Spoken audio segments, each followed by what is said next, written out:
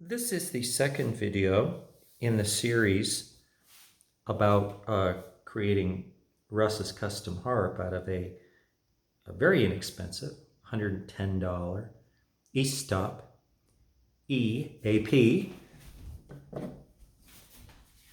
16, just like this. I'm going to make a custom button. I'm going to sand the top flat, make sure it's airtight.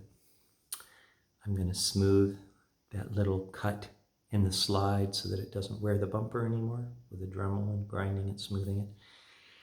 And then it's going to go to him and he's going to make custom KETTLEWELL resonant covers that have like an acoustically valid shape. Covers have a huge impact on the sound. And he did a beautiful job designing these and building them. It's his business. It's not my business, and I don't get a percentage. I gave those ideas away to the public domain. You can reach him at russ.camerer@gmail.com. So let's start taking this harp apart, and I'll explain to you. But he can make those resonant covers for a lot of different harmonicas right now. Okay, now here I am, and I'm going to start taking this harp apart because how do you tell if a comb is flat, and why does it matter? Anytime the parts don't fit perfectly, like the mouthpiece to the comb, the slide between the comb and the lower surface of the mouthpiece, that's where air escapes. It escapes through space. Things that are not absolutely perfectly fit together. So the way that you test whether a comb is totally flat or not is by sanding it on glass with 1000 grit sandpaper. And you look at the sanding pattern on the paper and on the comb itself, and you can see as you sand a little bit, is the whole thing sanding down or just the parts? And the parts that are sanding down first are the ones that are high.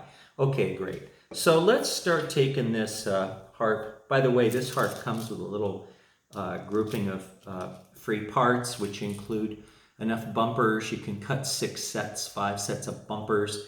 Comes with a spare slide spring. Comes with 2 new mouthpiece screws. Comes with 2 or 3 new reed plate screws. Now, how a reed plate screw would get screwed up, I mean, I've never seen it, but I mean, at least they're here.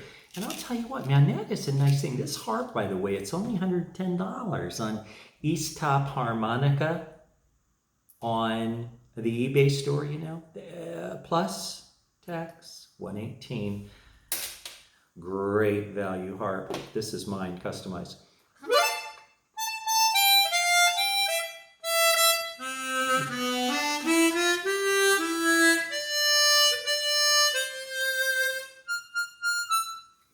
Dead airtight. It's almost that good from factory. Okay, so it's my first operation. Well, I think the first thing to do is probably to take off this mouthpiece.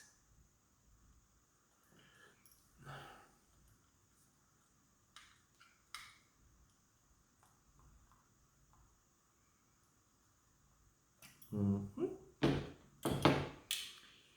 I come to here.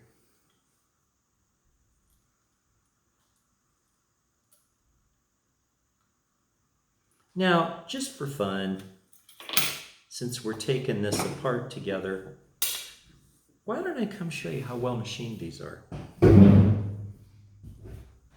You'll enjoy that. And it is germane to our discussion, I think, because I've told you it's a great harp, so we'll prove it. Okay. You can see the mouthpiece is perfect. Smooth, looking real good.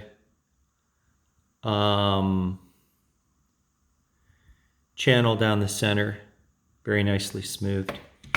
And the slide itself, highly polished. There's your button. And here's your comb. Now, by the way, there is a easy way to make sure that a deconstructed comb or harmonica is playable on every hole. You just play the top holes and then play the bottom ones.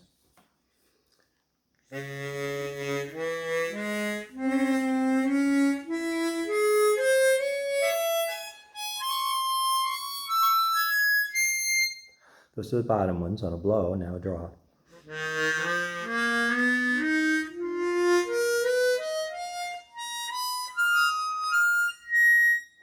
Now blow on the top.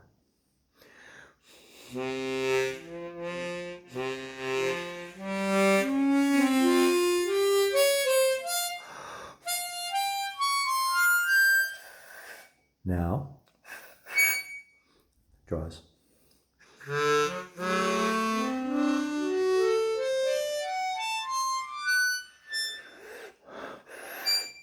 Now I know all the reeds play. Okay, great.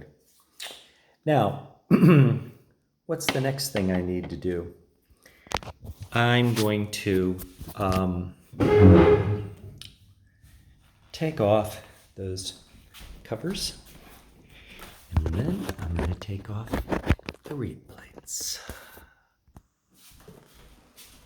I highly recommend you putting your parts in a plastic container like this. So you go in the plastic container, you go in the plastic container, and we start to deconstruct the harmonica. In order to, I can tell by looking at it that it is not perfectly flat. I'll bring around the camera to show you how I can tell.